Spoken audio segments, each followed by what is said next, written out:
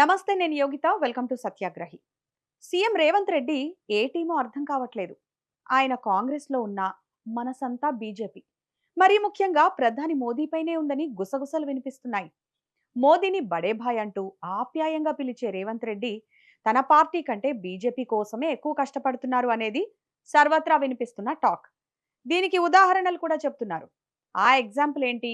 ఎందుకు రేవంత్ రెడ్డిపై ఇలాంటి విమర్శలు వస్తున్నాయో ఇప్పుడు చూద్దాం. ప్రస్తుతం దేశంలో 5 రాష్ట్రాల అసెంబ్లీ ఎన్నికలు జరుగుతున్నాయి. కేరళ అసెంబ్లీ ఎన్నికలపై CM Revanth Reddy special focus పెట్టారు. ఫ్రీక్వెంట్ గా ప్రచారంలో పాల్గొన్నారు. ఆ రాష్ట్ర ముఖ్యమంత్రి పినరయ్ విజయన్ పై విమర్శల వర్షం కురిపించారు. దూకుడుగా వెళ్లారు. ఇక్కడి వరకు కరెక్టే. ఎన్నికల ప్రచారంలో ఆరోపణలు, ప్రత్యారోపణలు, విమర్శలు ఇవన్నీ కామన్.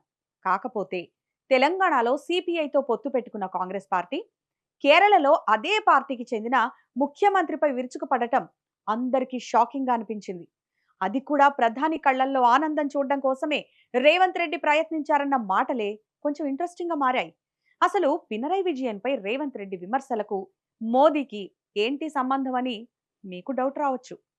ఇండియా కూటమిలో లెఫ్ట్ పార్టీలు కూడా ఉన్నాయి. ప్రత్యేకించి కేరళలో సిపిఐ విజయ పరంపర కొనసాగుతోంది. దీనిపైనే రేవంత్ రెడ్డి స్పెషల్ ఫోకస్ పెట్టారు. తరచూ ప్రచారానికి వెళ్లి విజయన్ పాలనను వీలైనంత విమర్శించారు. దీనివల్ల ఇండియా కూటమిలో చీలిక తేవడమే రేవంత్ రెడ్డి ఉద్దేశమని కాంగ్రెస్ లోనే కొందరు నాయకులు చెబుతున్న మాట. కావలసినంత దూకుడుగా వెళ్లి చేయాల్సినంత రచ్చా చేసేస్తే కాంగ్రెస్ కు సిపిఐ దూరం జరుగుతుందనేది ఆయన ప్లాన్ అని అంటున్నారు. అంటే లోక్సభ ఎన్నికల నాటికి ప్రధాని మోదీకి, బీజేపీకి మేలు చేకూర్చేలా ఇప్పటి నుంచే ప్రణాళికలను అమలు చేస్తున్నారని చెబుతున్నారు. ఇందులో భాగంగానే కేరళ సీఎంపై చిందులు తొక్కుతున్నారన్న వాదన బలంగా వినిపిస్తోంది. దేశవ్యాప్తంగా మోదీని, బీజేపీ హవాను ఢీకొట్టేందుకు కాంగ్రెస్ పార్టీ సర్వశక్తులు ఒడ్డుతుంటే తెలంగాణ సీఎం రేవంత్ రెడ్డి వేస్తున్న అడుగులు మరోవైపు ఉన్నాయన్న చర్చ జాతీయ స్థాయిలో జరుగుతుండడం ఇంట్రెస్టింగ్ అనే చెప్పాలి. ఇంకో విషయం కూడా చెప్పుకోవాలి. కేరళ, అస్సాం రాష్ట్రాల్లో జరిగే ఎన్నికల ప్రచారానికి వెళ్లాలని సీఎం రేవంత్ ను కోరిందంట కాంగ్రెస్ అధిష్టానం. అయితే ఆయన కేవలం కేరళ ఎన్నికలకే ఎక్కువ ఇంపార్టెన్స్ ఇచ్చి అస్సాంను అస్సలు పట్టించుకోలేదని తెలుస్తోంది. ఉద్దేశపూర్వకంగానే అస్సాంను రేవంత్ రెడ్డి పక్కన పెట్టారని గుసగుసలు వినిపిస్తున్నాయి. ఇందుకు బలమైన కారణం ఉందని కూడా కొందరు చెప్తున్నారు. ఒకవేళ రేవంత్ రెడ్డి అస్సాం ఎన్నికల ప్రచారానికి వెళితే ఆ రాష్ట్ర సీఎం హిమంత బిశ్వశర్మను టార్గెట్ చేయాల్సి ఉంటుంది. అలా చేస్తే మోదీకి కోపం వస్తుందని భావించే రేవంత్ రెడ్డి అస్సాం పర్యటనను పక్కన పెట్టారని కాంగ్రెస్ నేతల్లోనే ఆసక్తికర చర్చ సాగుతోంది. అయితే తెలంగాణ నుంచి ఏ ఒక్కరూ వెళ్లకపోతే తప్పుడు సంకేతాలు వెళ్తాయని భావించి ఒక మంత్రిని అస్సాంలో ప్రచారానికి పంపించినట్లు సమాచారం. నిజానికి కాంగ్రెస్ అగ్రనేత రాహుల్ గాంధీపై 2022 నుంచి నోరు పారేసుకుంటున్న అస్సాం సీఎం హిమంత బిశ్వశర్మను కట్టడి చేయడానికి ఇంతకన్నా మంచి తరుణం రాదని ఏఐసిసి నాయకత్వం భావించిందంట. అస్సాంలో గౌరవ్ గొగోయ్ నేతృత్వంలోని టీం ఒక రకంగా యుద్ధమే చేస్తోందన్న వాతావరణం నెలకొంది. హిమంత బిశ్వశర్మతో నువ్వా నేనా అన్నట్టు తలపడుతున్న తమకు రేవంత్ రెడ్డి చేయూత అందిస్తారని అస్సాం కాంగ్రెస్ భావించింది. అయితే అనుకున్నదొకటి, తెలంగాణ సీఎం ఆచరించిందొక్కటి అన్నట్టుగా ఎన్నికల ప్రచారం ముగిసింది.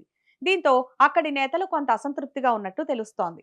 ఇక్కడ ఇంకో ఇంట్రెస్టింగ్ విషయం ఏంటంటే, గతంలో రాహుల్ గాంధీపై అనుచిత వ్యాఖ్యలు చేసిన హిమంత బిశ్వశర్మ కామెంట్స్ ని కేసీఆర్ తూరు పరబట్టారు.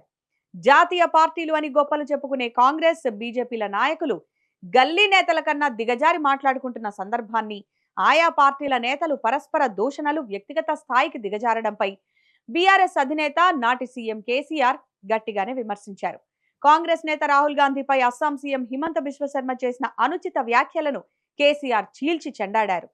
ఇదేనా దేశ సంస్కృతి అని ప్రధాని మోదీని కూడా ప్రశ్నించారు.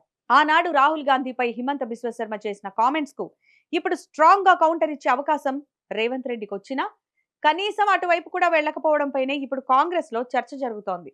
తమ అధినేతను టార్గెట్ చేసిన నాయకుడిని వదిలేసి కేరళ వంటి రాష్ట్రాల్లో దూకుడుగా వెళ్లడం ఏంటనే విమర్శలు కూడా హస్తం పార్టీ నాయకులు చేస్తున్నారు. ఇదంతా రేవంత్ రెడ్డి మోదీ కోసమే చేస్తున్నారని చర్చించుకుంటున్నారు. ఇది నిజమా? మోదీ కోసమే రేవంత్ రెడ్డి అస్సాంకు వెళ్లలేదా అన్నదానికి కాలమే సమాధానం చెప్పాలి.